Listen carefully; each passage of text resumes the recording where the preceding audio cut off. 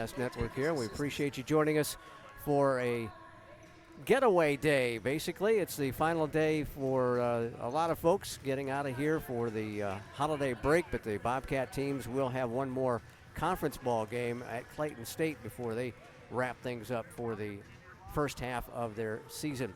Bobcat women coming into this one at 3-4. They are 0-1 in Peach Belt Conference play after losing to UNC Pembroke in overtime, 59-51.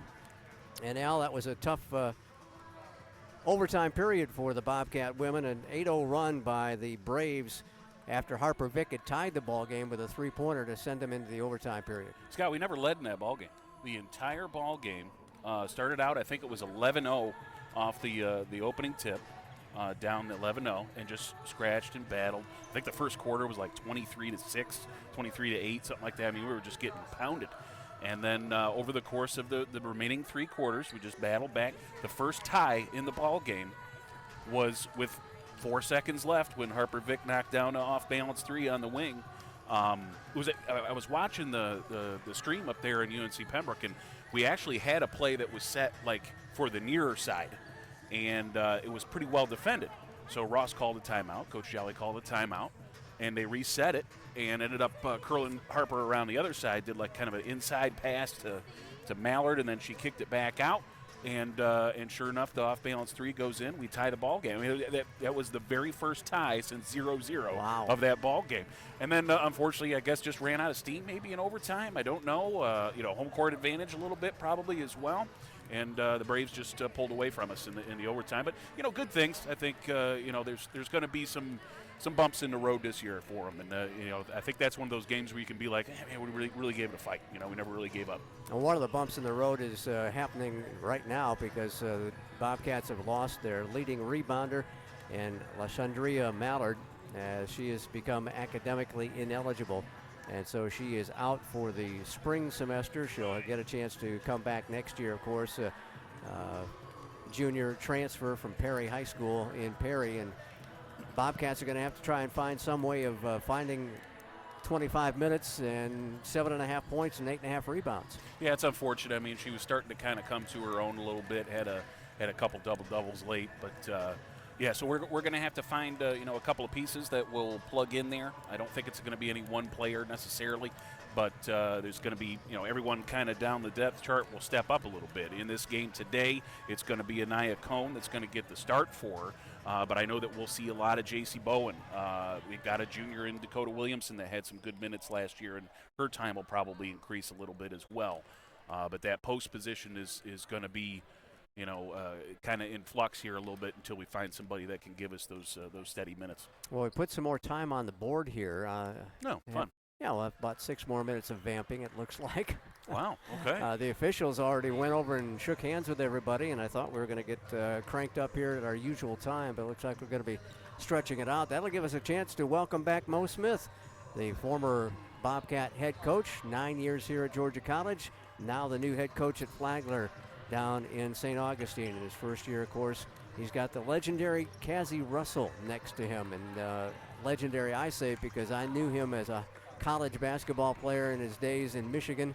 He went to Armstrong Atlantic State and was over there at Armstrong State University for a while, helping out the men's team, if I'm not mistaken. And yeah, somehow, I think that was when Jeremy Mayweather was there as an assistant as well, right? Then somehow Mo has gotten Cassie to come help him out here. Yeah, I'm curious the relationship there. Apparently, maybe it sparked through Jeremy or something like that with the time that Mayweather had just that one season down there before coming here and being Mo's assistant. But, yeah, it's great to have him back. Mo Smith, one of the high-quality human beings that you will ever meet, and talked with him a little bit. I think, his family's doing well and everything down there. We wish him well, except for, of course, today. Exactly. 2-4 for the Saints. They are playing their first Peach Belt Conference game of the season this afternoon. They're 1-3 away from beautiful St. Augustine, and hopefully we'll add another loss to their record. They're a very athletic team, according to Coach Jolly. They get up and down the floor quite a bit. They look to drive it. They don't play really as an offensive set. They're going to go and do whatever they want to do. They're kind of a little freestyle, if you will. So we're getting set for our action here today as both teams are coming in trying to snap 2-game losing streaks this afternoon, as Georgia College lost its last time out on Sunday, and the Saints lost at Eckerd 82-60. They've had a brutal non-conference schedule, according to Coach Mo, as they played all the Sunshine State Conference teams prior to today in their first Peach Belt Conference action, as they've had some tough battles in the against the opponents in the Sunshine State Conference. Now they're going up against the Peach Belt Conference, and we'll find out how they will fare for 2019-2020. Time now for our national anthem.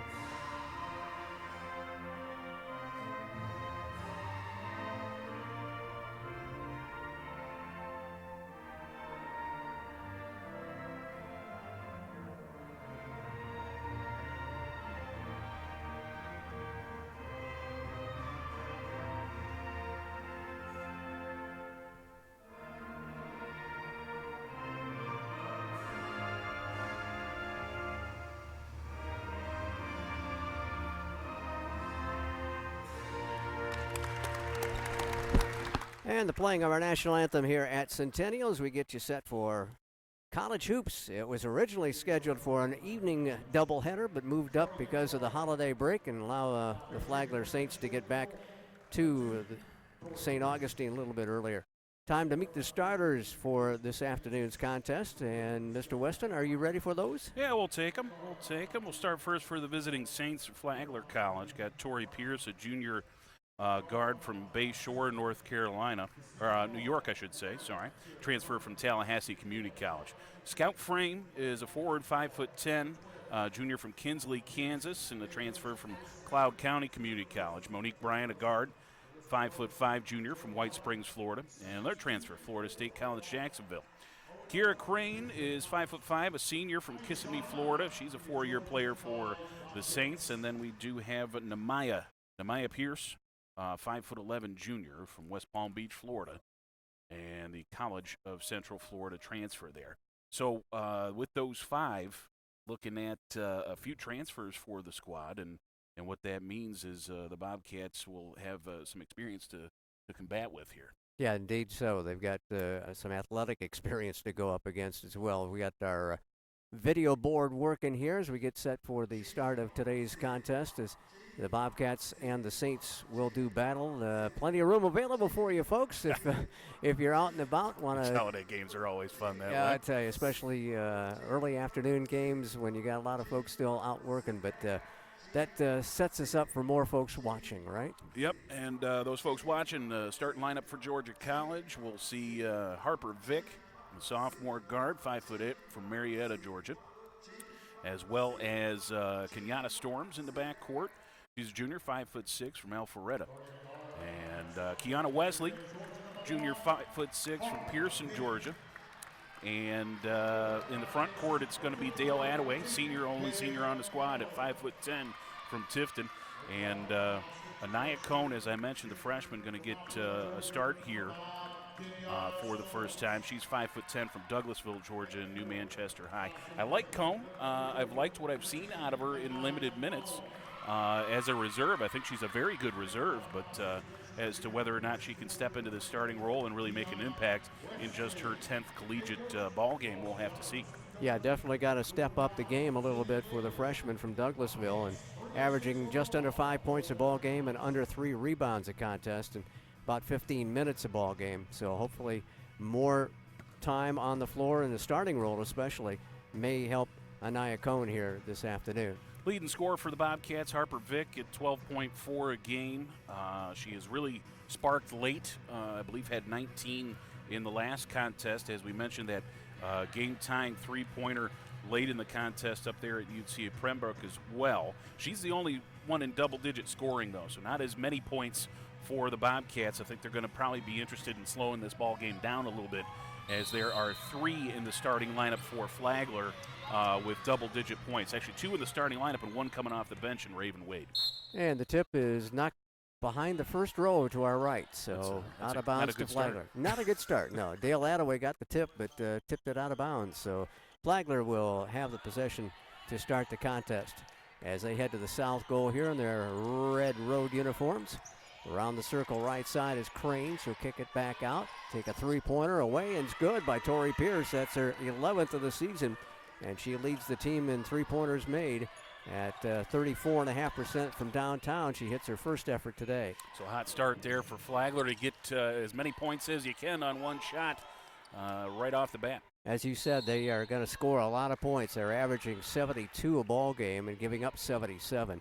First foul today goes against Monique Bryant, and that will be a shooting situation for Harper Vick, who took it into the lane and was fouled by Bryant. Just got to give the folks a comparison. Georgia College has averaged just 54 points a contest. Yeah, we got to get that offense going, and it's going to be difficult when you're without the services of Mallard. A few points are going to have to be picked up off the bench. Harper Vick, the leading free throw shooter in the Peach Belt Conference, and she only hits 1 of 2, though, so that's definitely not a good start for her, I would say. Prior to that trip, 86%, 31 of 36 from the line, now 32 of 38. They'll take a three again. This one is a miss by Frame and a rebound by GC's Dale Attaway. Dale's going to be called on to get some more boards. She comes in to the contest averaging 6 a contest. Second leading rebounder is going to have to really step up the game inside. High post to Cone with her back to the bucket. They'll kick it out now to Key. Wesley drives, puts it up strong. Ball tipped out and recovered out front. It's Bryant. Bryant stops at the free throw line south end. Jumper won't go, and a rebound by GC. Good hustle rebound by Kenyatta Storms. Good defensive effort there from GC to hustle back. Had a 1-on-2 break. That's not good numbers in Flagler's favor there. KK, one of the smaller players out there, and got the rebound for GC. Here's Cone driving around a pick from Attaway. Takes it to the rack and misses from about 6, and a rebound taken by Crane. Good aggressive move there from the freshman, though. Slicing through the lane. They'll post it up on the right side. Getting, a nice little extra step there. No whistle, and a rebound by Attaway, her second. Gale covered some ground there. Yes, she did. Comes all the way from Kinsley, Kansas. Had some tumbleweeds blowing through on that one. GC will slow it down here. Coach said he might try to push the tempo a little bit, but if you're going against an athletic squad, you don't really want to do that. Yep, it seems to be their MO to just put points up in bunches. Back to our bounce pass. Three-pointer away is no good. Storms missed that one. Cats still down by a couple. Stop and go dribble. Going to float it up there and miss it. And Cone comes down with a loose ball. GC wants to run, get it ahead to Wesley, and Wesley blew the bunny. She'll get the rebound in front of the bucket, scoop it up with a left hand and score. Good effort, second effort there by Kiana Wesley. Yeah, was stuck, kind of a little bit deep there and missed everything on that first try. I don't think she touched backboard on that attempt. So we're tied at 3, a couple minutes into this one. They'll get it left side. Shot partially blocked by Attaway on the shot by Pierce, and GC will go to the north end. GC with an opportunity to get its first lead of the contest. Go with a dribble drive up top and then high posted again to Cone. Wesley spots up for a 3, too strong. Frame gets the rebound, 5'10" junior. Pushes it ahead to Pierce. Into the right baseline, now back up on a wing. They'll kick it around to Frame again with a ball fake. Shot up, blocked by Attaway, knocked out of bounds as Dale gets her 7th block of the year. GC will get its first sub in as we will get a chance to see J.C. Bowen for Cone. The length there for Attaway. She's not a terribly tall point or power forward at 5'10". There's much taller players in this league, but she makes up for it with length and athleticism. Bowen gets the flat-footed rebound on the miss by Pierce. So we see Bowen come in here, and again, that's going to kind of be the two-headed monster to hopefully make up for what's missing in the post. And and we'll see how the other freshman takes over here. Harper Vick really harassed out front by Bryant. Drives to the free throw line, tries to get it down to Bowen, and it's tipped away and saved from going out of bounds by Flagler. I think what Bowen gives you is a little bit more of an outside shot, especially when compared to Cone. Cone's going to be a bit more of an inside presence, so maybe that'll help with some tricky matchups and things for the defense. Rain going to pop a triple, and it won't drop, and a rebound out front by Bowen. She had to track that one all the way to the top of the arc. So we've gone into a bit of a scoring funk here. It's 3-3 ball game. They got the first 3 points on a triple, and then GC ties it up, and then there's a hand check foul on the wing as Harper Vick got fouled by Bryant, her second foul, second team foul. The scoring funks are okay as long as the bad guys have it too, Right.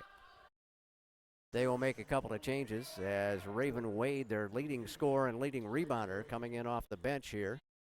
5'9" senior from Jacksonville, Florida, out of Santa Fe College. Yeah, if the Peach Belt had a fifth man award, or sixth man, then she'd probably be one of the leading candidates. Ivana Boyd is on the floor also for the Saints, a senior from Palatka. GC with a cross court to Wesley. Key back up to Dale. Dale long, 2 is no good. Shot clock was winding down. And a rebound fired ahead to Boyd. It's Pierce, now back up top to Wade. Wade puts it on the floor. Left side 3 for Boyd. It's off the back iron. Frame tried to get the rebound. It got tipped out of bounds by a cat. Yeah, I think that was Wesley coming in behind, slapping it loose. It'll stay Flagler ball here. Got the new shot clock rules, so that means everything goes to 20 on the offensive board. They look to inbound it and triggered out deep to Boyd. Circles around the left side, drops it off for Pierce. Pierce back out to Frame. They'll dump it down off the right block, turnaround jumper way off the mark, and Bowen gets a rebound. So she's come in and done her job off the bench. Yep, sag a couple of boards. I'd like to see her maybe curl off a screen, see if she can get a jump shot off. She's got a real good one. I've seen her. She works probably more than most as far as the women's teams go. I've seen her in the gym here a bunch shooting, so good touch from her. Attaway catches the pass from Vick, who had used up the dribble, unfortunately. Attaway tries to drive, got it tipped away and stolen. And trying to come back, and it's tipped out of bounds. Nice effort to go after that ball by Storms. Well, definitely slowed down the progress of the Saints, as that might have been a fast break layup on the other end. So at least you save the points for the time being. We got a media timeout, and so the media will step away. It's 3-3. That's us. That's us. Back in a minute. Bobcat Broadcast Network.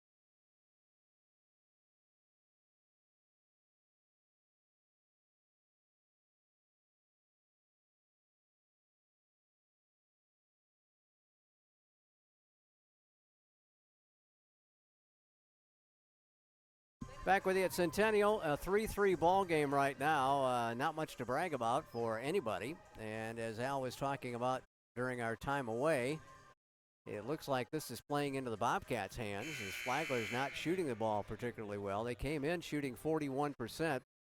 Bobcats only 32% from the floor. So this tempo is up for Flagler, but they are not taking advantage of it, Al. They're not getting the balls to fall. Well, the leading scorers on both sides are pretty easy to pick up. 3 points for Scout Frame, and that's all of the points that Flagler has. For Georgia College, the leading scorer with 2, Kiana Wesley. So there's your offensive recap of the first half of the first quarter. Nicely done, Mr. Analyst. Caroline Wysocki has stepped into the ball game for the Bobcats along with Kristen Copeland. Flagler at the attack on the south end. It's got to like Cope defensively as a point guard. She really, makes it tough around the arc. Bowen picking up Frame. Shot clock down to 8, and a traveling violation called. as Boyd did a little crossover shuffle. Team defensive effort there. I mean, there was a couple of swings around, a couple of screen switches and things, and it ended up being Wysocki that I believe forced the travel there in the paint. That was the thing that Coach Jolly was so worried about, talking before the ball game about the first quarter up at Pembroke, as Wysocki takes a triple and misses it, that they just did not play well at all defensively in the first quarter. The final 30 minutes was pretty good, but they just did not come out and guard the ball especially. Well, I think that's different today. It looks like a defensive battle so far for sure. Message received, and a 3-second lane violation as Frame camped out in the right side of the lane. Back-to-back turns by the Saints. Yeah, and that was Bowen botting her up down low. I'm sorry, I should have tried a different sentence. We'll practice that one. Hamada. Yeah. I'll come back to that one. Okay, we'll work on that later, Scott. There you go. Dribble drive up top again. Bounce pass to Bowen. Back to the bucket again. Looking to get a cutter, and it's off to Vic, and Vic off the window. Nice little high-low there. You got the, a little give and go. You got drop off to the post in the corner, and she drops it back to Vic on the slash. That's some old-fashioned ball, huh? Yeah, that's some old-school stuff right there. Driving inside, kicking it to the right corner, and a three-pointer up and good. Knocking that one down was Kiera Crane, her fourth three-pointer. Only a 15% three-point shooter on the year, but she made that one count. Yeah, probably more often than not, you're going to let her have that shot, but you like to be a little bit more contested than she had her feet set there. Vic for three for the lead. It's too strong, and a rebound out front. Pierce will take it down to the south side. Lob it into Frame off the right side of the lane. Back up top, three-pointer away. It won't go either. Wow, that takes a little bit of extra confidence to take a three-point shot like that with the jab step and a fadeaway three. That you must think you have a shot. Copeland, the junior from Gainesville and Lakeview Academy, drops it off now to Harper Vick, our sophomore from Marietta out of Harrison High. Back to Copeland. He'll go to the left corner. Three-pointer, good. Hey, Bowen's got some range. You said she had some shot to her. She's now 2 of 7 in three-ball shooting. Yeah, the freshman from Homer, Georgia, Banks County High, and she didn't need the bank on the baseline jumper. I somehow knew that was coming. Around the left side, foul called on Vick as she pummeled Boyd. Boyd, not much of a shot apparently, as we've sloughed off her a bunch when she has the ball on the perimeter. But with the athleticism, still able to find a way to get to the hoop. I mean, she's good with the ball handling and also just the athleticism getting towards the basket. Yeah, really she can cause that foul. Yeah, she can spark some things for them. She had started 5 of their previous 6 ball games. Coming off the bench here today, 50% free throw shooter, now 6 out of 13. They will make a couple of changes, and the Bobcats will bring a couple of starters back in as Wesley and Attaway return. Team's second leading rebounder at 6.2 of all game as well. So just very active out. GC's lead trimmed to 1 as we're about 90 seconds away from the end of the first quarter. Down to Wesley, stops free throw line area and throws it away. Thought Wysocki was a little bit closer inside than she was. Official Steve Edwards almost helped us out there, kept that ball in bounds, but his agile feet, he was able to avoid it as it trickled between his legs. That was a nice jump. Yep. You got to do everything you can to try and get out of the way, but he almost saved it for us. So Flagler with a chance to retake the lead. They'll swing it out right side. Number 21, Jen Langer in, freshman from Kissimmee. Right baseline jumper by Frame refuses to fall. Her three-point shot not there. Storms will throw it away. Back-to-back turnovers by the Bobcats, and then they help us out. Ooh, Wysocki almost stepped on a midcourt line. Get it down low to Cone. Cone up, under and in. Got it. Waited for a little bit of the traffic to clear there and almost stutter stepped her way. I think she waited for the traffic to come. She had a wide open layup and just decided to hesitate a little bit, made it tougher on herself. Free throw line jumper good by Crane. Quick work on the offensive end. You see that's the MO of Flagler. They don't, as you mentioned, run a whole lot of plays. They're just going to work on some screens and some motion and try and get some people loose. Final half minute of the first quarter. Wesley will take it up top. Now has to put it on the floor. The give and go doesn't work this time. Cohn's going to take it to the rack and score. Anaya gets her first bucket. And GC has a 3-point lead in the final 8 seconds. Pierce didn't look at the play clock. Now she's got to put up a prayer, and it's not answered. So GC will lead 12-9 at the end of the first quarter in the first Peach Belt Conference home game for the Bobcats of this 2019-2020 season. We'll return in just a minute on the Bobcat Broadcast Network.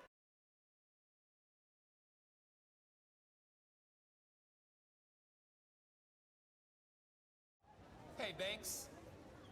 Have a seat and let me make you uncomfortable. Up those grades, son, or the only position you'll be playing in college is sitting on me. You're still awake? Have a seat on old Mr. Bench. At least your buns will fall asleep. Is this the one about the high school hotshot who gets benched in college? Hey, Manti, move down. It's a tearjerker!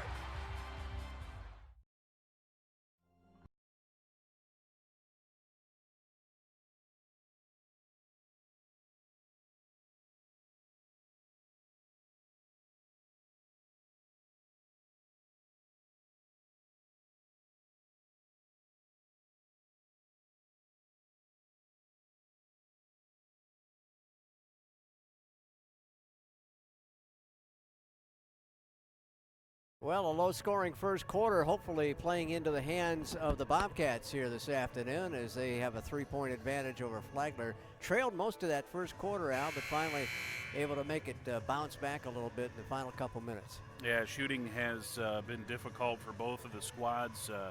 39%, 5 of 13 from the floor for Georgia College, and 3 of 14, 21% for Flagler. It's very rare that you shoot 39% and are leading, and fortunately that's the case here for Georgia College. But those 3 shots, 2 of them from long range, so that makes the game a little bit closer than the numbers appear. Looking at individuals scoring-wise, we got 5 points for Kiera Crane to lead the way for Flagler, 4 for Anaya Cohn.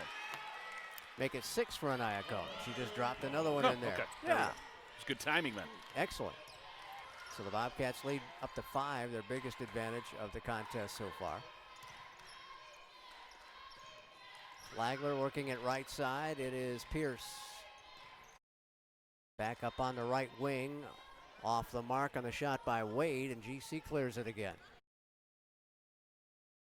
Not a whole lot of second chance opportunities for No, the they're Saints. doing a good job clearing the glass. Bobcats, I mean, again, I think the hustle categories are going to go towards GC more often than not. It's just the type of team that Coach Jolly has this year. Jump ball called there as Harper got herself trapped just outside the paint. Arrow was in favor of the Saints. Yeah, she Turnover. kept the ball up a little bit, and Jordan Kyles, the assistant coach over there, was motioning for her to bring it back down a little bit instead of having it as high, so that allowed the defender to tie her up. Our two-headed monster there in the paint has switched out to the other freshman as Bowen comes back in. And a shot rejected, then a left-handed shot, no good by Raven Wade, and it's tipped out of bounds by GC. So Flagler retains possession. For whatever it's worth, the Bobcat basketball teams this year with some excellent rebounding point guards. You know, you got Storm, she's one of the leaders on the team, and then Wesley Simpson with a has back-to-back double-doubles for the men's squad. We'll see him later. Bobcats steal the inbounds pass. Vic kind of fumbled it away. She got tied up again. Man, she got double-teamed that trip. And the arrow favors Georgia College this time. I think Vic found herself in between 2 ideas there. Do I try this layup or try and give it back to Storms? And instead ended up with neither. Here's Vic, left baseline. They got on her in a hurry. She'll take it inside and knocked it away, and Storms will recover. Quick Back to hands Harper. there from Pierce. Harper going to take it in. She'll get called for a travel. Well, had to take the chance. Yeah, the effort there. That was if at first you don't succeed, and if at second, and maybe even third there as well.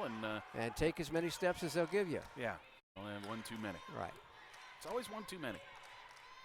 Minute and a half into the second quarter, Cats with a 5-point advantage. Free throw line jumper by Raven Wade. Her shot is way off today. Not sure Attaway might have gotten a piece of that. She one. might have. It looked awkward. Harper bombs away short. Rebound tipped out front, and GC corrals it.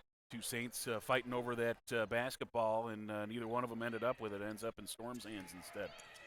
Kiana Wesley will take the shot, and she'll drain it from about 18. Tough shot there. I thought she lost the handle of the basketball when she was, dribbling around the edge, and she was able to get the handle and the shot off quickly before the defense came. So the lead up to 7 now. Here's Wade driving, and her left-hand push is no good. They get an offensive rebound. Stick back is no good. So 2 opportunities there, and then a reach-in foul on the ensuing board.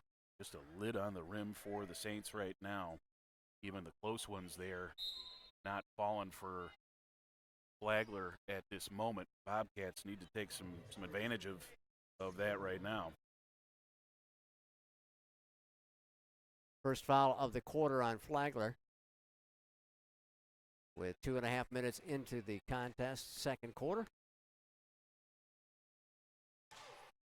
Dorm steps out. Copeland back in for GC. Here's Wesley, and she got tied up. Man, Saints are very active going for the basketball. Yeah, just good quick hands from some of those guards down low. Think you have a easy layup, and instead you're getting tied up. Pierce will bring it up. Back outside to Wade. Wade will kick it now to Frame. Frame going to take it to the rack, and she's fouled by Attaway. Dale thought she got all ball. She gets her first foul.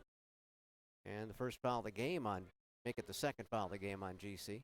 That's one of those where if you come and engage the offensive player, made that big sweeping, slap type of motion on the block, she just went straight up and tipped the ball.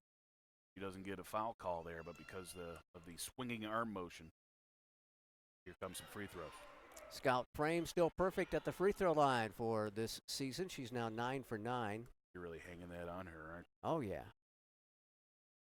Not yet. The reverse jinx didn't work, did it? If you're going to be from Kansas and play basketball, you probably better knock down some free throws, I guess. I would imagine so. The Midwest, there's some jumpers out there. Larry Bird making it happen. 7-0 run ended by those 2 free throws. Bowen gets it out now to Vick. Vick stops back at the free throw line. Shot blocked by Pierce. Pierce with her 3rd block of the year. And a foul at the other end. Got Kristen Copeland with the foul there. And, of course, Copeland played her high school ball at Lakeview Academy. Old head coach John Carrick running the show there just picked up his 800th victory. Saw that. In coaching basketball this past week. Congratulations to Coach Carrick. He had 475 here at Georgia College. And I think I broadcast about 400 of them probably. My goodness. 800. Oh, up and down. Turnover, yeah, 800. Doing anything 800 times is impressive. Just waking up in the morning. I'll be happy for that. Yeah. I told him that that 1,000 is just 10 years away or so. Oof. Right? Wow. He said, I hope I'm alive in 10 years. So congratulations to JC. Absolutely. And I did not realize that JB, his former assistant coach, is the head person at Anderson for the women's team. I did see that. That was a name that was before my time here. So a great effort from him as well. Did he first start out there at Columbus or something?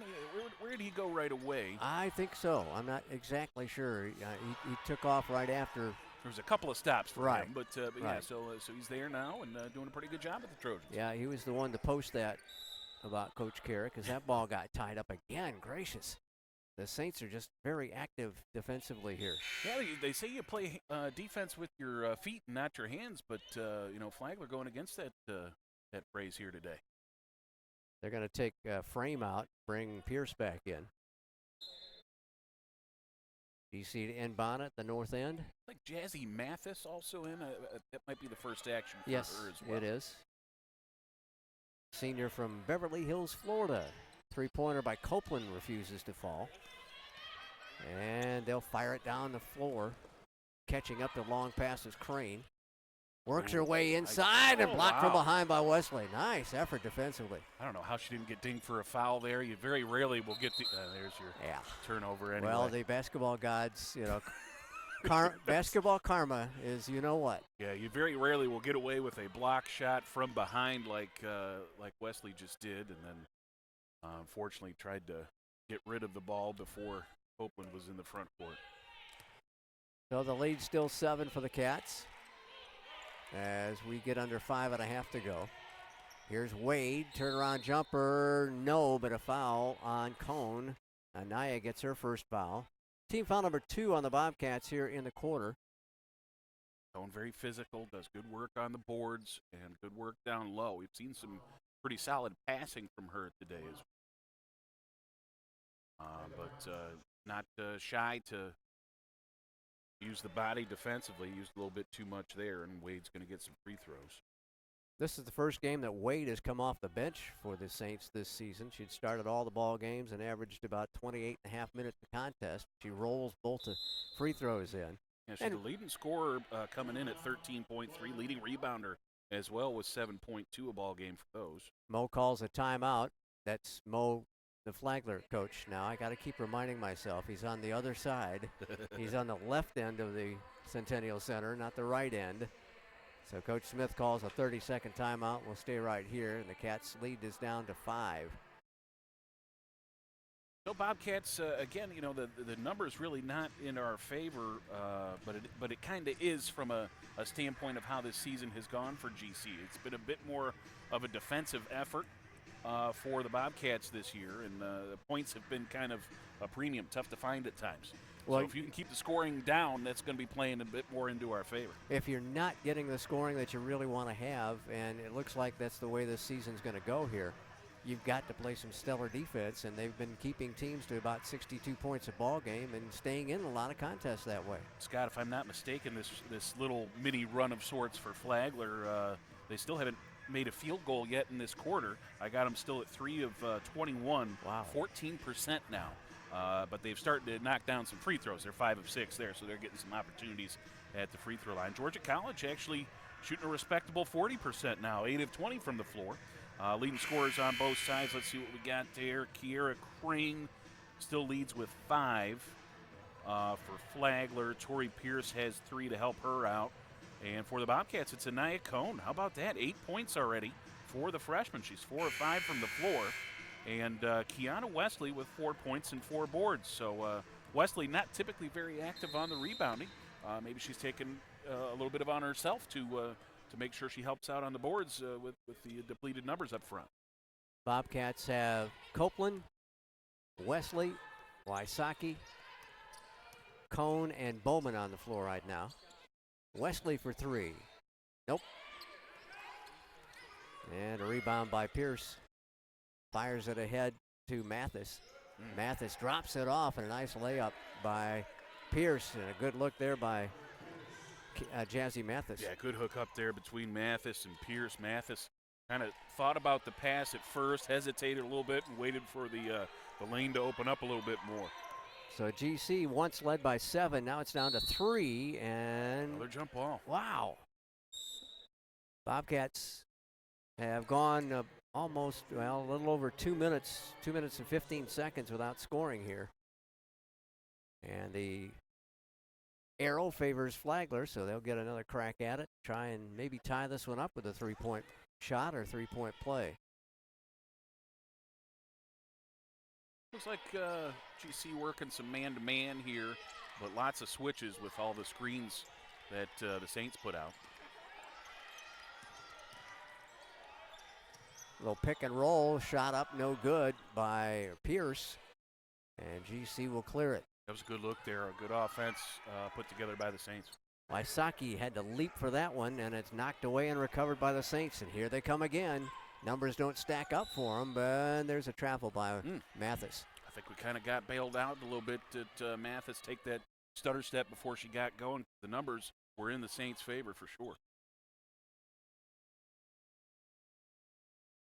4 to go in quarter number 2. GC trying to get back in the scoring column after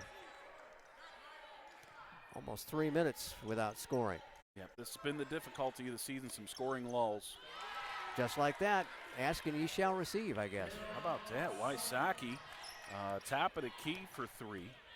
8 of 24 now, 3-ball shooting for her, so 33%. Ball tipped away and recovered by the Saints. Cross-court pass, driving underneath the basket, and a good running layup by Tori Pierce. Now Wysocki, talking about the last possession, started off her career with such a bang against Anderson, 12 points, and then against Wingate, 21 in that opening tournament weekend. But has been pretty quiet since. It'd be nice to see her light it up once again. Ball stolen away. They double and triple teamed Bowman that time, and one of them got a hand on it, and they'll bring it down to the south end again, and there's a steal by Wysocki. She anticipated the pass into the left corner, picked it off, ahead to Wesley. Key stops, pops, and drops off the window. Kiana Wesley makes it a 6-point GC advantage. She's got 6 points. Yeah, Bobcats playing a little bit of Flagler style there and the run and gun for a little bit. Bomb off the left side, off the mark. Bowman with a recovery. Wysocki was breaking down the floor, but nobody spotted her. Flagler got back very quickly defensively. 2.5 minutes here left. Bobcats already up to 23 points. Again, this is playing into a typical Georgia College game so far. Right side, Wysocki gonna take a jumper off the wing and knock down another 3. Look out, Carolina heating up, and she can knock them down if given the opportunity to. As I mentioned, against Wingate, one of the best teams in the Southeast region, put down 21 points. That'll give her 9 3-pointers made on the season. Overplay by Bowman on the entry pass, but it's tracked down on the corner. Here is Wade, and she'll put it up and lay it up and score. So Wade brings them back within 7. That 9-point advantage was the biggest of the game so far for GC. Wonder if maybe you don't set something up here again for another Wysocki shot. Stick with the hot hand. Storms back up top to Wesley. Back to KK. There's Wysocki, but they got a man on her. And a travel by Storms. Forgot to put the ball on the floor before shuffling those feet. That bold Naismith came up with that a few years ago. That was kind of a key piece of the basketball back when you had the peach baskets and all that kind of stuff. And yeah. Is that how the peach belt got its name? I don't think so, but we can say it did. I'm being facetious. Oh, okay. You don't get my sarcasm yet after how many years? I think it's the trouble I have is telling when there isn't sarcasm. Oh, okay. That's probably it. Stacy Miller's in the ball game for the first time for the Saints. He'll drop it off to Pierce. Now back around the left side. Driving layup is good by Pierce. Bobcats didn't play any D on Pierce that time. Well, Pierce is, I think she might be left-handed. Everything has come from the left side for her. She's very strong on that left side. I haven't paid close enough attention, but I think she might be a lefty. Bobcats will use some clock here. Leading by 5. Shot clock down to 10 now. Copeland left side, comes around a pick from Cone, going to take it in and put it up too strong, but Cone has her shot rejected from behind by Pierce, but Pierce is going to get tagged for the foul. Scott, again, I think we got the benefit of things there. A little early Christmas present perhaps for Anaya Cone as she gets to go to the line. Ho, ho, ho. Cone on the season, 8 of 19, just a 42% free throw shooter. Is this her first attempt at the ball game? Of this contest, it is, sir. So she'll be at the charity stripe for 2, and she hits the first one. Lead back up to 6. Anaya's head coach at New Manchester, Vincent Perrick.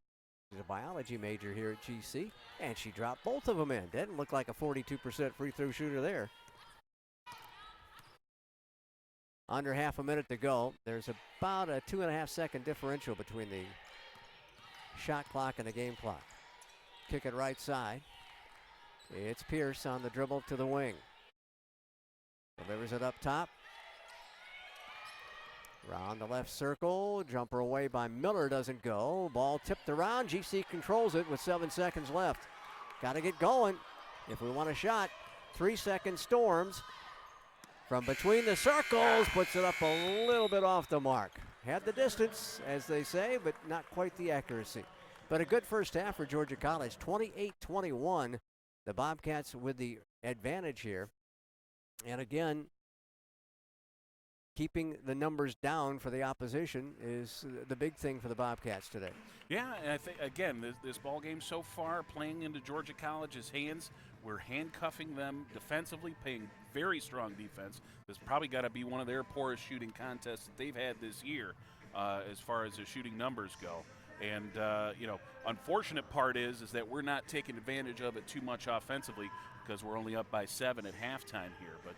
But this is a Georgia College women's basketball game, for better or for worse, here in 1920. I'm going to take a break. I don't know, do you do more stuff? Or We're going to probably take a break, and we'll get okay. the printed stats here when we can get a chance and I'm come back in a few the minutes. The halftime stuff. The halftime extravaganza from Mr. Al Weston coming up, and we'll be back with those halftime stats for you in just a few minutes. Stick around for more on the Bobcat Broadcast Network.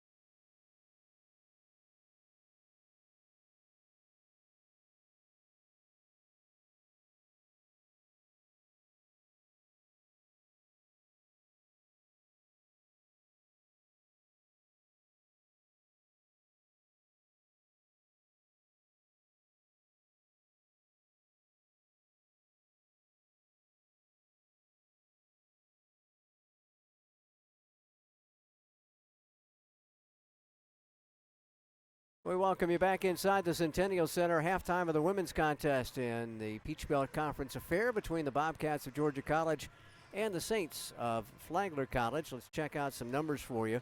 The Bobcats shot 50% in the second quarter, 6 out of 12, so that pushed their shooting for the ball game. 11 of 25 for 44%. They were 2 of 4 in three-point shooting in the second quarter as well for 50% for the contest to this point. They're 3 of 9 for 33%. They have hit 3 of 4 free throws in the first half as well. And for Flagler, they've really struggled. 21% in the first quarter, as Al said, 3 of 14. They were 4 of 14 in the second quarter. And so for the ball game, 7 of 28 for just 25% here at Centennial. Three-point shooting, much better.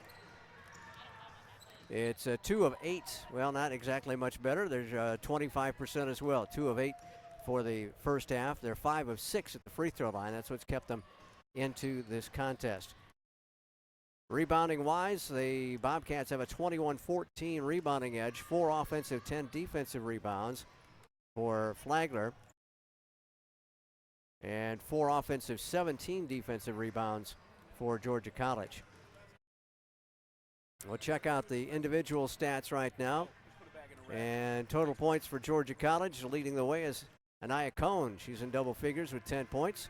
6 points for Caroline Wysocki and a couple of three-pointers. Kiana Wesley has 6 points also. And then 3 points each for Harper Vick and J.C. Bowen. So Vick is a little bit slow at the start of this one. Just 1 of 4 and 0 of 2 in three-point shooting so far for the Bobcats' leading scorer. For Flagler, their scoring leaders are Kiara Crane and Tori Pierce with 5 points apiece, then 4 points each for Namaya Pierce and Raven Wade, and 2 points for Scout Frame, 1 point for Ivana Boyd. Leading rebounder for the Bobcats with a total of 6 rebounds is J.C. Bowen off the bench. Attaway has 4. Cone has 3 right now. And for the Flagler Saints, their leading rebounders are Wade and Pierce with 3 apiece. Bobcats have had 11 turnovers. And Flagler has made 6 points off those 11 turnovers. 7 turnovers for Flagler. Bobcats have cashed in for 11 points off those mistakes. GC with a 14-8 lead in the paint. 8-0 in second chance points as well. And the Bobcat bench is leading the Flagler bench at 15-13 at this point.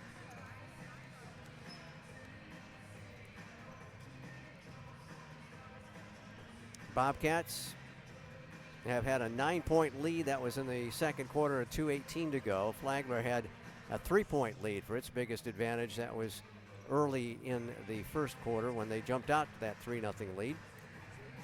The Bobcats have had the most time with the lead at 12 minutes and 13 seconds compared to just 3:32 for the Saints.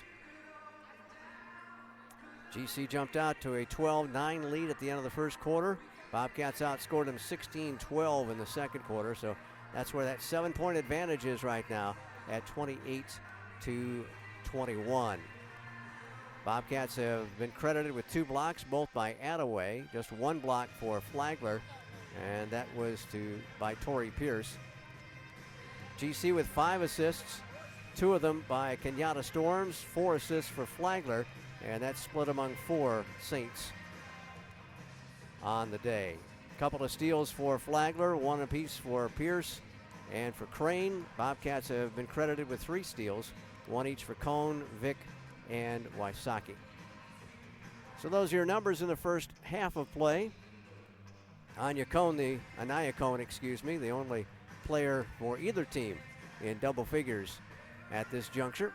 And GC will start with the basketball when we get this one cranked up for half number 2 as the Bobcats and Saints go at it. First home game of the Peach Belt Conference slate for the Bobcat women. They'll be on the road at Clayton State for their next action before the holiday break officially kicks in. And again, in case you missed it at the start of the broadcast, no Ashandria Mallard, as the junior from Perry now ineligible. She did play against Pembroke, but the final grades, I guess, had not been posted as yet on Sunday. And she is not going to be eligible to be with the Bobcats the rest of the way. So again, the leading rebounder for GC, not with the Cats the rest of the way. So Cone and company going to have to step up and help out. Well, Scott, I think it's gone well so far. You know, just the opportunity to try and keep battling here, playing great defense. Defense doesn't take a game off, I guess, is one of those phrases. You don't have a slump in defense. Yeah, a bad defensive night sometimes, but sometimes, most times, it doesn't hurt you. And a shot up right in front of the bucket, missed by Frame. They'll battle for the rebound and get it, and then throw it into the back court, and is not over and back. Now they finally call the over and back. I was wondering. Just wondering. Little delay. Okay. Yes. Adrian Gilmore, Annie Kate Sapp, and Steve Edwards are three officials here today. We already mentioned Steve and his agility. He said he's going to. I'm sure the other two are agile. I'm sure they are too, but he wants to add that to his highlight reel. And hopefully you guys can take that clip. Nice play underneath. Vic will put it up and miss it. Oh, my. She got contested a little bit there by the counterpart there, Tori Pierce. And that made that shot just enough to roll off the front of the rim. Bryant right side now to Crane. Crane will stop and step back for the three, and will float out of bounds on the north end line. Well, the shooting on both sides appears to be starting off where we left off in the first half. Oh, my goodness. Hey, the Bobcats got to be very grateful. They were 44% for the first half. They had a good shooting second quarter. Got Jaden Langer checking in here, number 21. Is this her first action? I don't remember her in the first half. She came in briefly in the first half of the Saints. Kissimmee, Florida, and St. Cloud High. She is a freshman for Mo Smith and the Saints. High posted to Attaway. Now back to Harper. And Harper on the left wing gets around a pick, and a foul on a reach-in, I believe. Edwards calling that one across the way. That's on Bryant. That'll be 3 on her. She had limited playing time because of the 2 early fouls, as she only played 5 minutes of the first half. Now she's picked up her 3rd. Bryant, a junior, 3.3 points and 2.8 rebounds a ball game. This is her 2nd start of the season. Wesley up top, off the cone. Anya spinning, and a push foul from behind. Gonna put that one on Scout Frame. Again, Frame averaging double digits at 10.7 coming into the ball game, so we'd like to see her get in foul trouble as well. That's just her first, though. 2 team fouls in the quarter. Back in Ivana Boyd as Bryant's going to check out. Sorry, Scott. That's okay. She's got to depart with those 3 fouls. Harper Vick catches the inbounds pass. Jumper back at the free throw line. Does not go. One of the things I don't understand is how Harper Vick plays with that just massive ponytail of hers. There's just so much hair flopping around out there. You think you would want it a braid or something to keep it a little bit more under control. Pass in the middle of the paint, picked off. GC with a break off to Harper lay-in. Hey, ponytail didn't get away on that one. Knocking down the layup, a great look from about midcourt. GC matches its biggest lead of the contest. Up by 9 here with 2 minutes gone by, 3rd quarter. Pierce comes around a screen, dumps it to the right baseline, and Frame overshoots everything. Ball tipped out of bounds. GC will get it back again. I've never had hair that long, nor will I don't think at any point. Keep it a little bit more under control down the road. Pass in the middle of the paint, picked off. GC with a break off to Harper lay-in. Hey, ponytail didn't get away. Seems like it would be, get up in the face and, poke you in the eye and stuff. Thompson with a good replay there of Harper's lay-in and the long pass down court. Wesley, elbow left side, working against number 21, Langer, and Langer got a piece of her. Good aggressive move there from Wesley.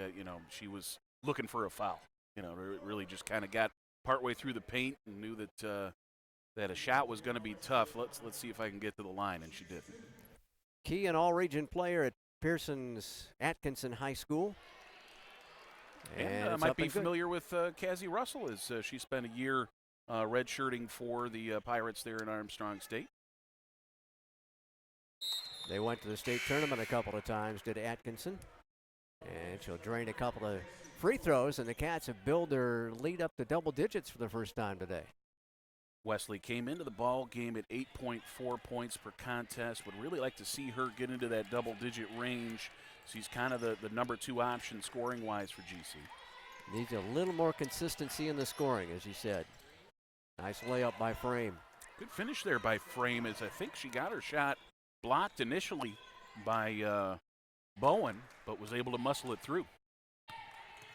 Storm back up top to Wesley, not a Vic. Vic with the screen from Bowen. Stop and go dribble, gonna lay it in again. Nice acceleration to the hole by Harper Vic. That little bit of hesitation, allowed the defense to kind of think, oh, she's gonna stop, and then sure enough, just cuts right through the parting of the Red Sea there.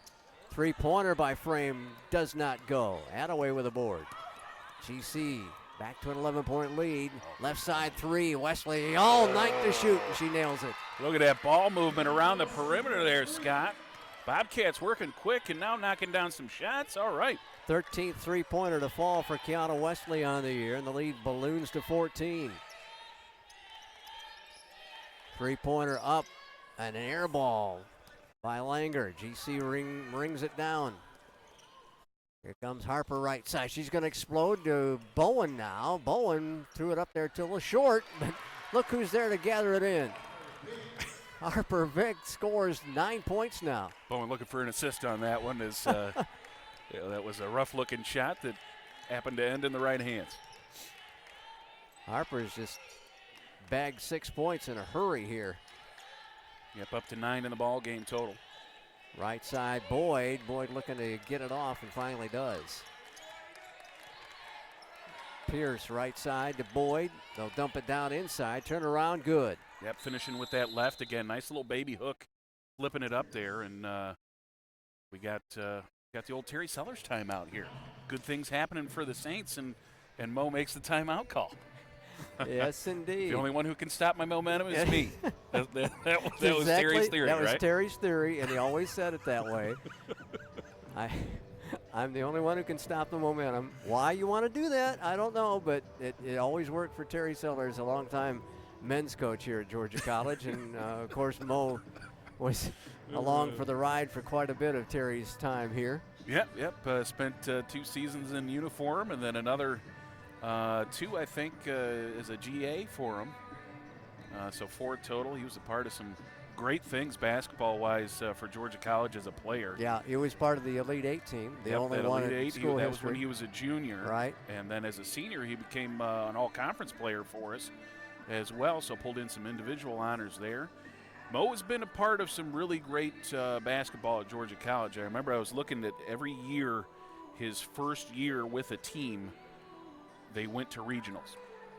So when he was the first year as an assistant with Coach Carrick, they went to regionals there. I think that was the year that we had Marquita Driscoll and Lindsey Smith and some great Paul players there. And I think we're an overtime away from going to the Elite 8 that year. That's right. We were up at Clayton. Right. And then his first year as head coach, they also went to regionals. That was Shamir Jordan and winning the Peach Belt tournament up at Aiken.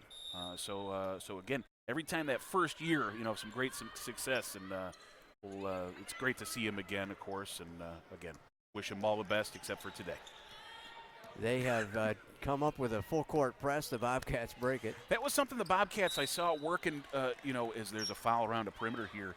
I was setting up for the ball game insanely early, as I always do, and so during their walkthrough, they were doing a lot of full court, breaking the press type of scenarios. So that must have been something Flagler was known for. But I believe this is the first time we've seen it today. Exactly. Came after the timeout. There's a steal by Wade, and Wade's going to go for the snowbird. Got it.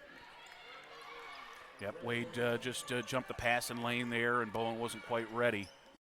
Was able to finish on the other end. Wade up to 6 points now. Their leading scorer coming off the bench today. GC breaks the press again. Didn't panic at all when they had that man-to-man press behind him. Bowen, we've got a foul on GC. I think it came on the screen there. It looked like a 3. Copeland. I think we've got to put it on Copeland as she was setting the screen, kind of moved her shoulder into the body is the pantomime I got from referee Steve Edwards there. Well, we've got our under 5 timeout. Bobcats lead is 12, and we'll be back in just a bit on the Bobcat Broadcast Network.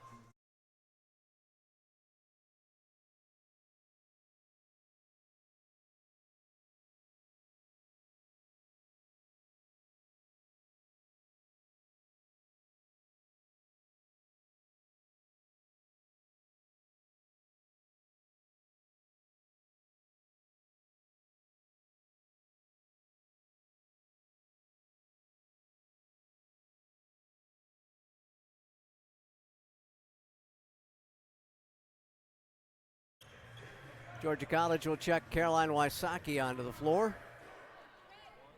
Wysocki had a nice little spark in the first half, put in 6 quick points on back-to-back possessions for GC, hitting some 3-pointers. So maybe we can bring in a hot hand here once again. Don't think there are any changes for Coach Moe as the Saints come to the north end.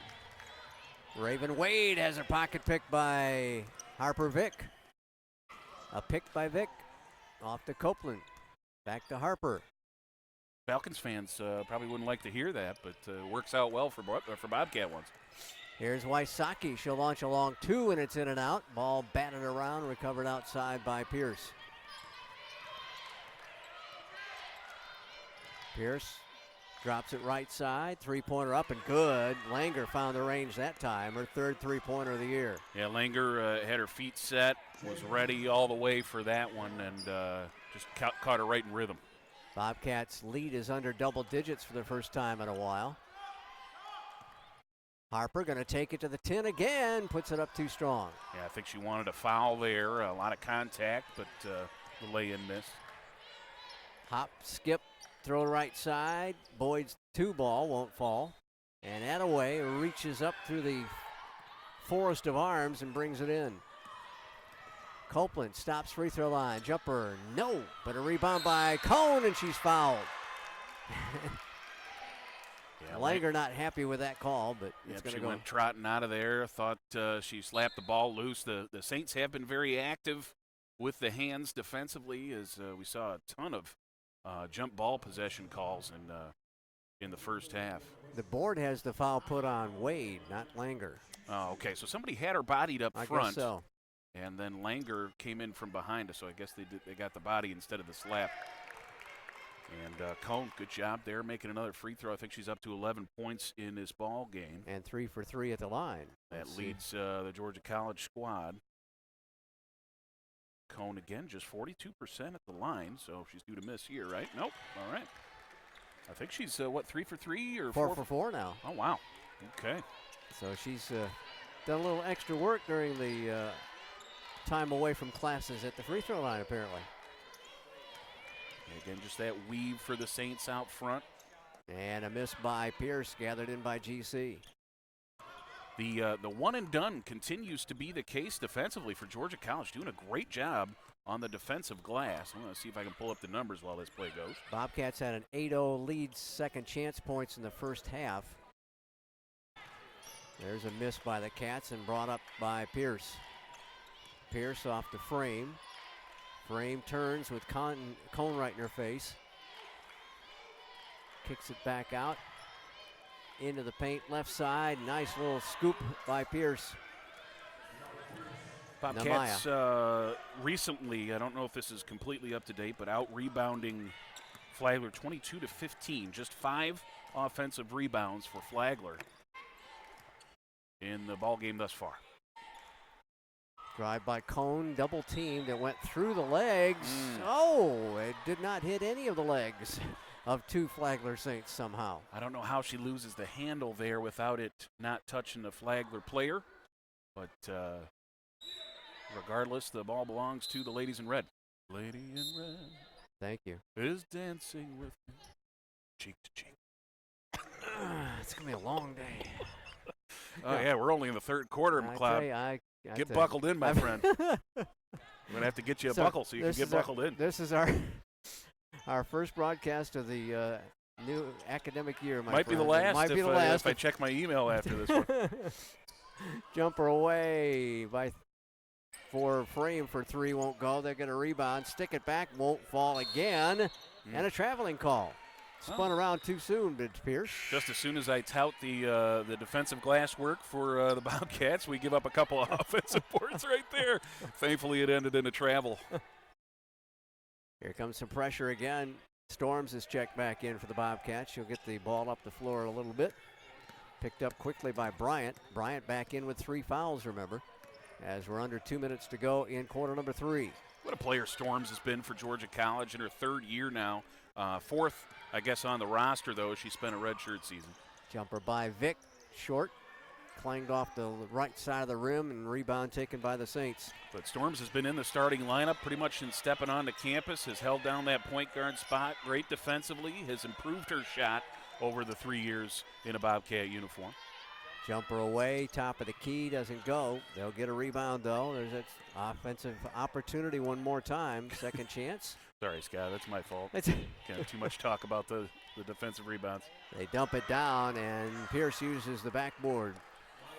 And the lead down to 7 now. Yeah, Nemaya, great finish down low. She's got such good length at 5'11".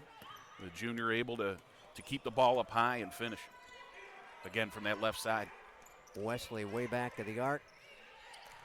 Bowen catches, cradles it, drops it off now to Storms. And dumps it in to KK. Yeah, KK going with the left there as well. The junior from Alpharetta just drops it in there nicely. Half a minute to go. Shot blocked from behind, out of bounds. Yeah, we got away with one there. I think somebody forgot their man, and all alone was Ivana Boyd. She tried to take advantage, and Storms was able to slap the ball away at the last second. Boyd goes in for Pierce. I'm sorry, reverse that. Yeah, Pierce comes in for Boyd. And Pierce is the one with foul trouble, right? I think she's the one with 3, right? No, it is Bryant with 3. Okay. Now we got a foul on the rebound. Yeah, who we got to put that one on? Going to be on Pierce. Okay. So GC will have it for 28 seconds. That was the 5th team foul in the quarter. Sorry. Looks like they're putting that. Yeah, so we got Pierce now with her first foul. Yeah, we're up to 5 now on the team, so we'll be shooting for the rest of the 28 seconds here. Harper made history up at UNC Pembroke by missing a free throw. She had been up above 90% free throw shooting and missed one against the Braves. She drops in 2 there. One point earlier this season, I think she was in the nation's top 15 or so in that free throw percentage. Doesn't get to the line a ton. Would like to see it a bit more since she's so darn effective at it. But when she gets there, she knocks them down. She's the leader in the Peach Belt Conference in women's basketball at the charity stripe. They'll drop it inside. Running layup doesn't go by Pierce. GC clears it. Still plenty of time to go before the end of the quarter, and a double dribble. Oh, my goodness. Oh, my goodness. Steve Edwards was all the way across the floor and actually screened and still called it. Well, Bobcat referees disagree on that one. Bryant drops it off. 3-pointer, Pierce. Nope. Rebound, Vick. She'll dribble out of trouble with 5 seconds to go. Pushes it ahead quickly. Time for Wesley. 3 ball. No. And that'll do it for the quarter. Boy, that would have been big if the Cats could have nailed a triple. And they lead by 11. Yeah, good finish to the quarter there. Some nice, emphasis on we actually kind of picked up the speed a little bit and pushing the pressure a little bit as well. And it seemed to work out as we're still holding on to a now 11-point advantage here. Speaking of 11, Harper Vick, the leading scorer for the Bobcats, with 11 points right now. She comes in averaging about 12 and a half a ball game, so she's going to hit her average with any luck here in the final 10 minutes of play. But the leading scorer for GC today is Anaya Cohn with 12 points at the end of 3 quarters of play. She had 10, so only just at halftime, so only just a couple of points for the freshman in quarter number 3. Yeah, unofficial numbers here so far. The shooting continues to be a struggle for Flagler at 29% on the ball game. That's 12 of 42 from the field, 3 of 13 from long range, 5 of 6 from the line. For GC, again, unofficial numbers here, 15 of 37 from the field for 41%. 4 of 12 from long range, that's 33%, and they've hit 7 of 8 free throws, so good numbers there. The rebounds continue to be in Georgia College's favor, 29 to 23 there. What's the turnovers looking like? That's always an important number. We've coughed it up more than we've gotten it, 14 to 11 on those numbers now. But yeah, again, up 11 points here. We got 10 minutes left to go, and Bobcats are going to work on trying to close out strong here with basically their starting lineup out on the floor. Indeed so. Got Attaway back out onto the floor now for Georgia College as we get that final frame underway. Right side scout frame catches it, drops it inside, turnaround shot, no good. Kind of a baby hook again by Pierce. She went with a right hand this time. Yep, I think that left hand must be her dominant hand, is a little bit off the mark there. Georgia College with a chance to add to its 11-point lead. Storms kind of hemmed up a little bit, gets it out now to Vick. Harper comes around a screen from Attaway, takes it in, no, but a blocking foul called by the outside official. 50-50 call there, Scott. That was a tough one. Langer got tagged with her second foul. So Vick draws the foul, heads to the line. And what's her effort so far here today? At the line, she is 3 for 4. First one up and in. So Harper with the 12 points, trying to make it 13 here. Harper, all-state second teamer at Harrison High. And most outstanding senior, AJC all-state as well, honorable mention in that Atlanta Journal-Constitution list. 7 double-digit scoring games now for Harper Vick on the year. Travel. Nope, foul. Got a little NBA step in there. Well, you heard that whistle. It was going to be one or the other, wasn't it? And that is on Storms. KK gets her first. Team fouls even at 1 apiece here. And that'll put Pierce at the line. She's 12 of 17 at the stripe coming into today's game for 71%. Copeland returns for Storms. Copeland got the sleeve back on the one leg there. Last ball game, she didn't have it. Never really explored what those things are for. Compression, I suppose. I guess it must be. And warmth, maybe. I don't know. You see that Pierce has one. Yeah. You know, we see it in baseball where they have the compression sleeve on one arm. That Cone's out there with, is it 2? No, those are like extended knee pads. Yeah. Interesting. Well, it is cold in the gym. Yeah. And, you know, sometimes get some extra layers sometimes going. the ladies Bundle need that up. extra. We should look into turtleneck jerseys, see if we could start a trend that way. Long sleeve turtleneck jerseys. There you go. Oh, you marketing guys. Yeah. Yeah.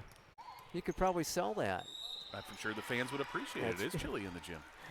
Harper fouled as she goes to the lane again, and that is on Bryant. That'll be 4 on her. Scott, as we get a little bit further into the afternoon, I'm starting to see some familiar faces in the crowd. Some folks playing hooky from work here, it appears. Shh, don't tell anybody. So I shouldn't name any names? No, is that what you're saying? That's exactly. Don't let's tell our camera folks, Andrew and company, not to pan the crowd. Some folks. Yeah. All right. We want to welcome Bert Rosenberger, of course, from over in the great Intramurals and Wellness and Recreation Center on West Campus. Lead is 13 again. I think the biggest lead was 15, maybe 17 earlier in this ball game. Jumper up and missed again, and a flat-footed rebound out front. Harper leads a break down the floor, stops from 12 and drops it in. Well, Scott, she had a break, she had numbers, but it really wasn't gelling on the move. So kind of as a last-ditch effort, she said, man, they haven't stopped me yet. How about I knock down this jumper in the middle of the paint? 17 points for Harper Vick. Pierce spins in, and she travels with it. She could have gotten tagged with a double dribble too, I think. Yeah, that was all Dale Attaway right there. Gave her a little bit of a bump on a hip right there. Just kind of a little bit of hip check. Kind of threw her off balance a little bit, and that caused the extra step. 15-point GC lead. You can get a little away with a hip check from time to time. especially on the 17 rink. points. I think that's going to be 2 away from the career high that was set last ball game. Traveled up front by Copeland. She got forced into the mistake by Stacy Miller, who just checked in. And we got dueling banjos going here. Travels on both sides. So as we approach 8 minutes to play, GC with a chance to play some more D. Scout frame up top. Right side to Miller. Sophomore from Orlando will stop and pop a triple, and it's short, and she'll track down the long rebound. Back out to Pierce. Pierce to reset it. Play kind of slow to develop here for Flagler, taking a lot of time. Jumper no good. GC with a rebound by Attaway. And of course, Georgia College happy to take the air out of the ball here and slowly work it up the court for 10 seconds. Left side to Vic. A little bumping going on between Vic and Bryant. And ball knocked away. Ooh, that was ugly. But recovered by GC with 9 to shoot. Wesley jumps in there and misses. And Cone got fouled. Oh, my. Cone fouled on the ensuing rebound. I don't know. At least it's going both ways where the teams are getting away with these extra steps. But, gosh, that's that pro-level type of hot feet out there. Goodness. Wesley will step out for Wysocki. Cone doing great work on the offensive glass. Nearly got the 3-point play opportunity. And she drains the first free throw, give her 13 points.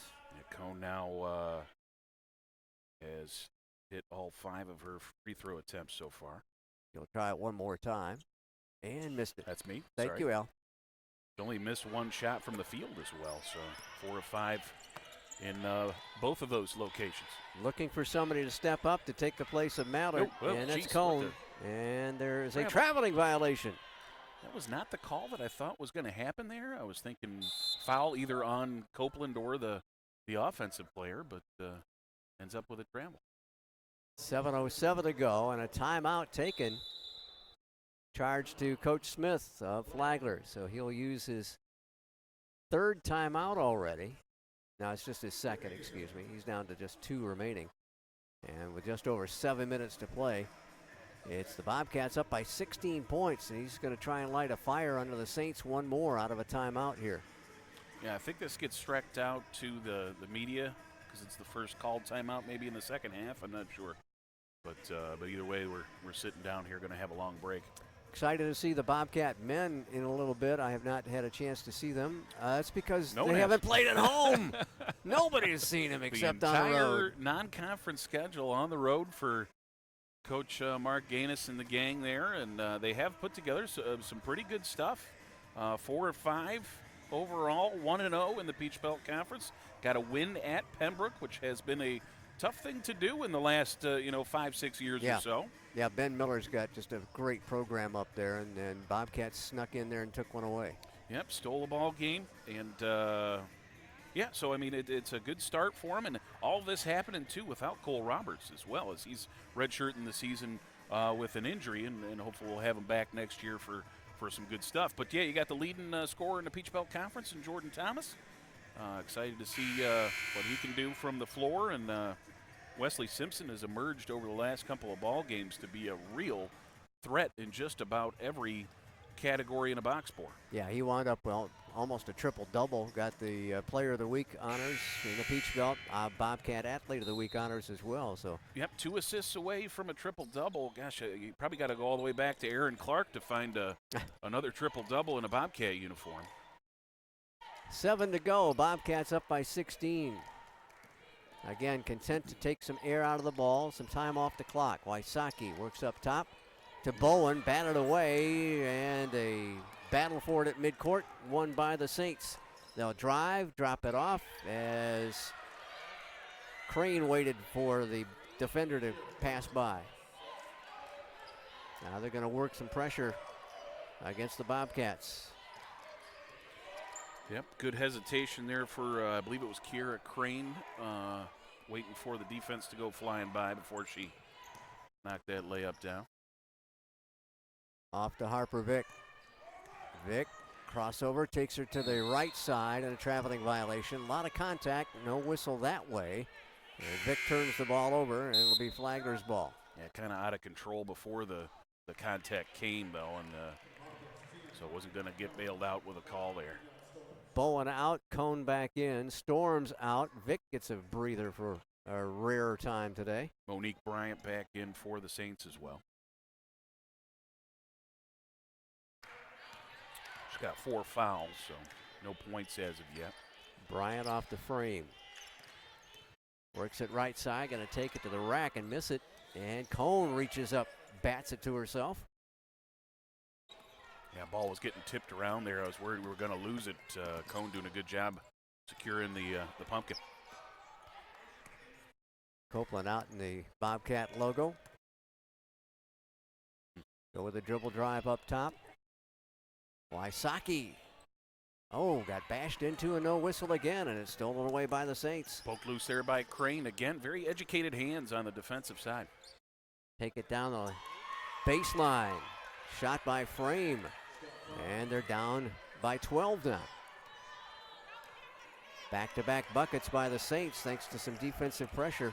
Yeah, that momentum meter kind of shifting away from the Bobcats here. I don't know if maybe a timeout might be in order, or we'll have to see what happens on this possession maybe. Ball stolen away again. It is Pierce this time. She's going to go for the easy lay-in on the right side. And it's now down to 10-point lead, GC. It was 16 just a little while ago. Across the timeline, Copeland. The junior dribbles to the Bobcat sideline. Hemmed in there. Finally shoveled us off to Wysocki, and she lost the handle on it. Here comes Bryant. Oh, Bryant has her pocket picked by Copeland. How about we settle it down a little bit? What do you think? There you go. We're going to try and do that. Get into the forecourt. Bryant almost poked it into the backcourt. Going to get some better ball handlers in just a second at the next dead ball. Wysocki circles all the way in, and it's stripped out of her hand. She's underneath the basket. Fights for it, shoots, hits the bottom of the basket, and it's Crane. Good defensive effort there from Kira Crane to oh my harass goodness. both shots. This ball is just going all over the place, everywhere. Yep. Held ball call. Georgia College will have it on the arrow. Yep, Cope doing a good job with the hustle, getting into the passing lane there, trying to get us an extra possession. And she's able to do that thanks to the arrow being in our favor. Wesley and Vic return for Copeland and Wysocki. Three-quarter court inbounds for the Bobcats next to the Saints bench. Checking on the shot clock, and of course it will reset. As we hit 4 minutes to go. Yeah, Storm's not one of our stronger free throw shooters, but one of our better ball handlers. So I think that's why she's out there now. It's a hand check, and really a ticky-tack hand check on Pierce. Well, I don't know if, Flagler also got to start thinking about trying to get, into the fouling range. They are down by 10 and now have 14 fouls, so they're on the cusp of that. Should they need to start sending us to the line? There'll be 3 on Pierce for the game, and a foul as the inbounds pass got knocked away. On whom, though? The official's going to Storms here. They're going to confer here, it looks like. I saw the lead official here, the front side, kind of point. Oh, got a 2 on a push. It's not 2 because Dale was way back here. No. They got to put it on 5. And I think that's what. Yeah. I thought it was going to be on changing. Pierce, but apparently it is going to be on Storms. It looked kind of like a 50-50 ball, but I guess they're calling Storms for maybe holding up Pierce, kind of impeding her progress. Not much change in the last minute plus. Been holding steady at 52-42 since the 5:03 mark. Rolling layup, no good. Rebound by Cone, and she got grabbed from behind. Scout Frame will get her second foul. More importantly, that's the 5th team foul on Flagler. So GC will be able to shoot some free throws in the final 3.5+ minutes. Frame missed the layup there, and the frustration comes in right away as she tried to slap the ball loose from Cone, and she gets dinged with the foul. It's just maybe her 3rd of the ball game. Anaya Cone steps to the stripe, 13 points on the day for the freshman. And she drops in another one. Boy, she has really picked it up at the free throw line. Yeah, that's 5 of 6 now, I believe, right there. Yep. It's almost about what Cole Roberts did a few years ago, and he was way down in the 40s for a while, and then he just got hot at the charity stripe. So that's actually 7 of 8 from the free throw line now for Cone. Nice. She's got 14 points and 7 rebounds, so near in double-double territory. 3.5 to go. The lead is 12 for GC. Right side, here's Crane. Back to the top of the circle, dumps it off. GC stays in a man. Yeah, just don't foul and make points tough to come by. You know, that's really all you got to do for these final 3.5 minutes. Pierce spins, puts it up, missed it. Rebound GC. They had to work hard for that shot, you know, and that's really all you got to do is just kind of slow them down. And didn't give them a second chance. No turnovers, no easy shots, and they should be able to kind of ride this one out. 3 to go. Bobcats by a dozen. Cone off now to Vic. Harper crosses over, behind the back dribble, takes it in, missed it short. Oh, that would have been lovely. A couple of Bobcat fans getting on their feet for that one. That was exciting to watch.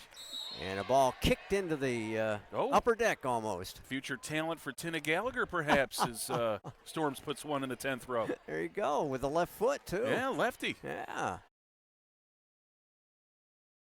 And the conference among the officials, I don't know what the discussion could be. If the kick ball, it's out of bounds. What does the shot clock go to, maybe? Right now it's at 28. Does it drop to 20? I don't think so. I think it stays right there.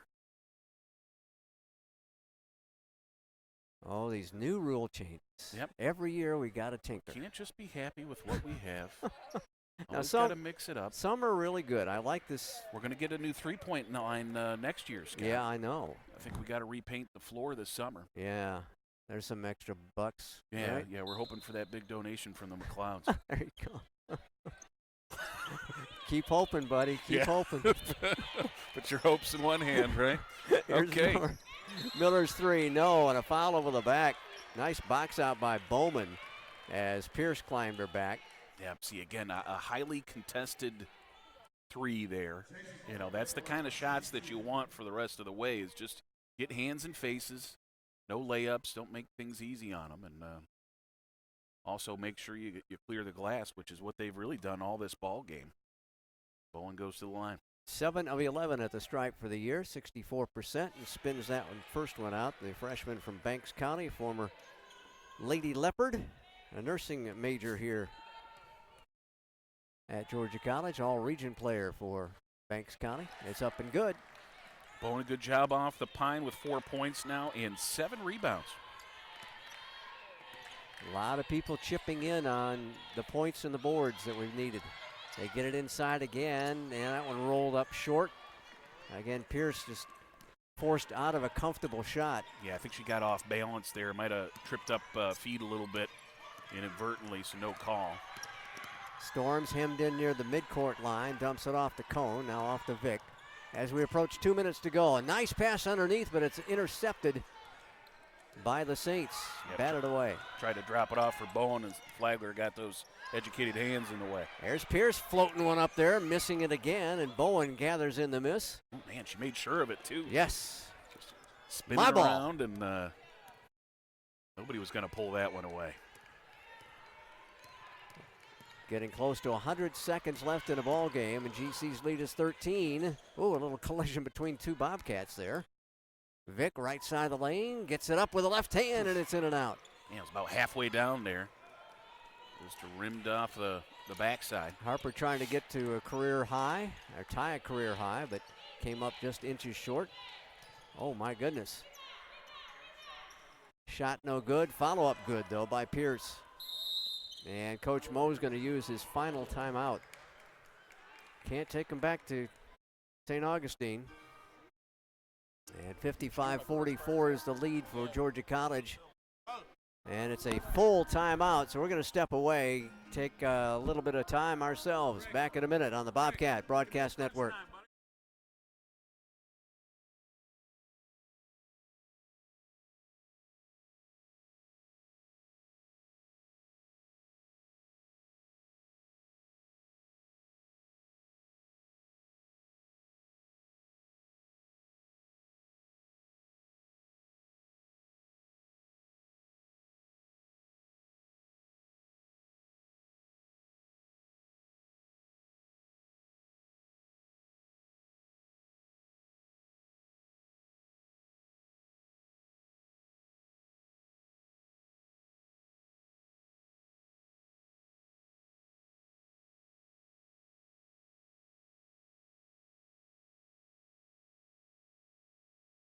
DJ Gretsch throwing some crunch bars out to the fans. Gretchen Krumdig, the volleyball coach at GC, in charge of the music today, and obviously in charge of the crunch bars. All right, so down the stretch here, looking at Flagler's foul count, only ones to worry about, Monique Bryant with 4, 3 fouls for Scout Frame as well. For Georgia College, not really much. We haven't fouled much in this ball game at all. The leaders, 2 Storms with a pair. And Bryant is not on the floor now for Coach Smith. Bobcats with a minute to go and a whistle, and we've got what's going on away from the ball? Yeah, I think Cone and the Frame got tied up out there, which isn't necessarily a bad thing for the Saints. As, you know, down 11, they've got to stop the clock and try and make something happen, but Cone's been so strong from the free throw line today. Notice Harper's got a wrap on the wrist and part of the hand on the right side. Sarah Fuller's been busy working her. Yep, I see that. That might be a thumb injury or something like that. First free throw by Cone missed. She'll Harper's try got it a pretty again. good bruise going on that left leg, yeah. too. On the calf. Oh, my goodness. Cone up to 16 points in the game. Second highest scorer for the Bobcats today. One behind Harper with 17. And Naya taking advantage of the extra minutes here. Again, the depth chart at the post position has shuffled a little bit. And Anaya, the freshman from New Manchester High. They'll drop it off to Pierce, and Pierce, a blocking foul called on Bowman. She got over there just a half second too late. Try and stop Pierce in front of the bucket. Cone's first time in double-digit scoring. Prior to this, her season best effort had been 8 against, is it Chowan? Chowan. Yep. So she's doubled that. Good job. Pierce at the line drops in the first one. 68% at the stripe for the junior from West Palm Beach and transfer from College of Central Georgia. Namaya hits the second one as well, and it's back to a 10-point GC lead. And Coach Ross Jolly wants a timeout. That'll be his first charge timeout of the day. Ball will be in the forecourt for the Bobcats when we get back after this stoppage in play. That may have been the main reason for that timeout call, is that way you don't have to worry about the press and all that kind of stuff maybe causing a turnover. Instead, let's just get it in the front court and start from there. So Georgia College trying to even its season record and even its Peach Belt record with a win here this afternoon. That'll be the first Peach Belt Conference victory for new head coach Ross Jolly. If the Bobcats can hold out here, we're going to get the scatter here. Is that what on we the call inbounds it? play? I don't know what they call it, but it looks like some Globetrotter stuff to me. That's right. Everybody just circles in and around, and Harper they're Vick just having is fun. Yeah. Big smile on the face of Anaya Cone as she's. Remember last time we did this, I saw 2 of our players run into each other. We kind of started it a little bit early. I was going to say, yeah. They tire ourselves out some. They got the weave going around awfully quick here, and Steve Edwards over to the near side to check on something or other with the official the scoring. time, I'm not sure. Yeah, we should probably stop that weave, guys. Yeah, you're going to run yourselves ragged here just before we even still get the got ball some free in. throws we're going to have to make if we want to close this thing out. That's why you practice free throws at the end of practice. And we just end up with a deep ball getting in there instead. Didn't need that weave or scatter or globetrotter or whatever we're calling it. I got to find out from Ross what that is. You're right. That's the second time we've seen it. There's Harper driving in, and oh my goodness, just stripped out of her hands by Crane. Now they get it off to Pierce, and she'll float one up and miss it. And Cone almost got the rebound, out of bounds to GC with 33.8 to go. Yeah, good battle down low there between Bowen. Cone was there, also had frame for the Saints, and I think that's who the ball ended up going off of. Now they're going to double team Copeland in there, almost traveled with the drag of the pivot foot, but we gets it ahead now to Wysocki. Yeah, Saints looking for traps all over the place here. 20 seconds, Bobcats will have to get a shot off, and they're going to pick up their first Peach Belt Conference win of the Ross Jolly era, and a shot missed, and GC's going to clear it back again, and Copeland's just going to dribble this one out. And the return to the Centennial Center, not a happy one for Maury Smith, as the Bobcats win it 56-46 over the Flagler Saints this afternoon here at the Centennial Center. Bobcats improving to 4-4. They are 1-1 in the Peach Belt Conference. And for the Flagler Saints, they dropped to 2-5 on the year as they fall for their initial Peach Belt Conference ball game of the 2019-2020 campaign. So Georgia College wins this one by 10. They had a 16-point lead in the second half and wound up picking up the double-digit victory over Flagler College. We'll get some numbers to you as soon as we can, as the men's teams will start coming out onto the floor here in just a little bit. I saw Mo turn this way, and I thought for a second he was coming to talk, but he didn't forget about that, I guess, until it was too late. See if we can get Coach Jolly to come talk with us. As the Bobcat, yeah, we don't have the close-up camera today, Coach, so we'll. Your first Peach Belt win, sir. Congratulations. Yeah, thank you. Appreciate it. That's great. You'd look for some folks to pick up and take the place of Mallard. Looks like you got Ms. Cone involved pretty good.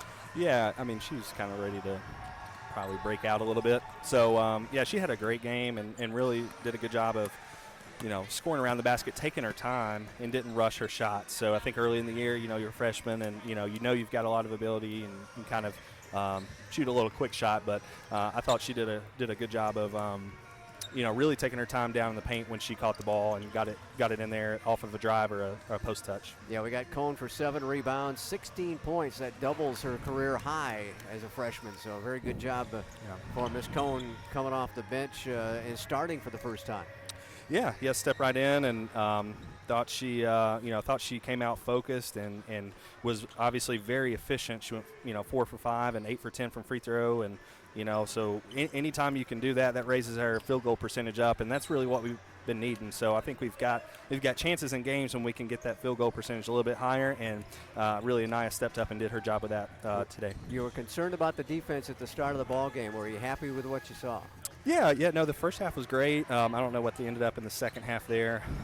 Scored it a little bit more, but not much. Anytime you hold somebody under 50, I think that's generally pretty good defense. And so the first half was excellent. I think they had 21 points in the first half. So really proud of our defensive effort in that first half. And, again, that's just the identity of our team and who we're going to have to be. Forced them to take some shots they really didn't want to take, I think, in that first half. They didn't shoot well at all in the first 2 quarters of action here. 21% first quarter, 28% in the second quarter. So you held them down there. Yeah, well, unfortunately, we know how that goes too. So no, we did. I thought the girls did a really good job of knowing who we're guarding, who we're not guarding, and helping off of, and those sort of things. And when we're focused and locked in on how we're going to play our half-court man defense, I think we can be pretty good at it. So we had a good game today with defensively. And it really played into your hand in terms of the tempo and the scoring, because we wanted to keep that score down like we always do, and we're able to do that. Yeah, we'll look for opportunities to run, and we had a few of those and got some easy layups. And I think that's kind of how we'll have to play is, take the easies and, if not, we'll slow tempo and get some, good looks, some specific shots for specific players. And luckily we were just able to, knock enough of those down today to have a lead's never comfortable, but a comfortable lead there. Right, you got it up to 16, so that made you feel pretty good about it, I'm sure. Everybody contributed, which is good. You got folks coming off the bench and picking up the minutes that you needed, picking up the rebounds that you needed. Yeah, I mean, everybody, we only, we went 8 deep today, and so, everybody's got to step up and get one more rebound, one more point, one more box out, whatever it is, and that's something we've been talking to our team over the last few days of just doing one more little thing, and some of them, Dale, she's already doing that, and but we've got a couple of minute increases there, and obviously seeing with Anaya's minutes increase, and JC's minutes increase there in the post. So just one more thing that we one rebound or 1 point, one free throw, did a nice job of just taking advantage of any opportunity that they had individually. Well, Coach, good luck at Clayton, and have a happy holiday, okay? All right, thank you. Thanks, Ross. Yep.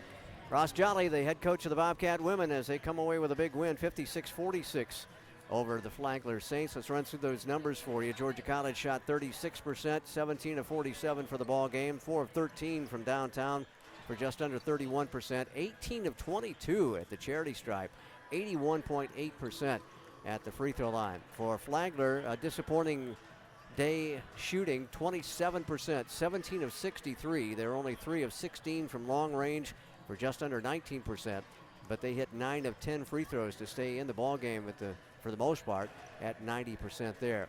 Georgia College with a 45-31 rebounding edge. Just a great effort on the boards for the Bobcats. 9 offensive, 36 defensive rebounds, led by Dale Attaway with 10, 9 rebounds for J.C. Bowen, and 7 boards for Anaya Cone. And for the Flagler Saints on the board work, they had 31 boards total, 10 offensive, 21 defensive rebounds. They were led by both Pierce and, let me check here,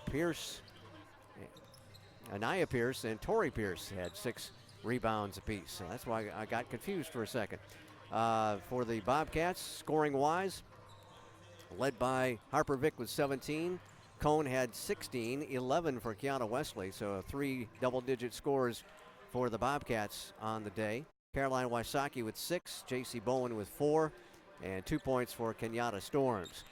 For Flagler, they had one player in double figures. That was Namaya Pierce with 14, 9 for Tori Pierce, 8 for Scout Frame, a free throw for Ivana Boyd, and 6 points for Raven Wade. 3 points for Jared Langer to wrap up their scoring. GC had 22 turnovers in the ball game and 13 points. 22 points scored off those turnovers. No, I'm sorry, 14 points turned off those turnovers. And Georgia College scored 13 points off 15 turnovers by Flagler. Bobcats had 7 steals, 9 for Flagler. Georgia College was edged by 2 by Flagler in the points in the paint department, 26-24. That strong second half turned things over for them. GC had 13 second chance points compared to 4 for the Saints. Bobcats with 8 fast break points, 4 for the Saints. And the Saints bench outscored the Bobcat bench at 28-21. So the Bobcats had a big lead in the third quarter at 16 points. They wound up winning by 10 at 56-46. So that'll do it for the women's contest, and we'll be back in just a few minutes to get you set up for the men's ball game as the Bobcats and the Saints hook it up here at Centennial. We'll return in just a few minutes. You stay with us on the Bobcat Broadcast Network.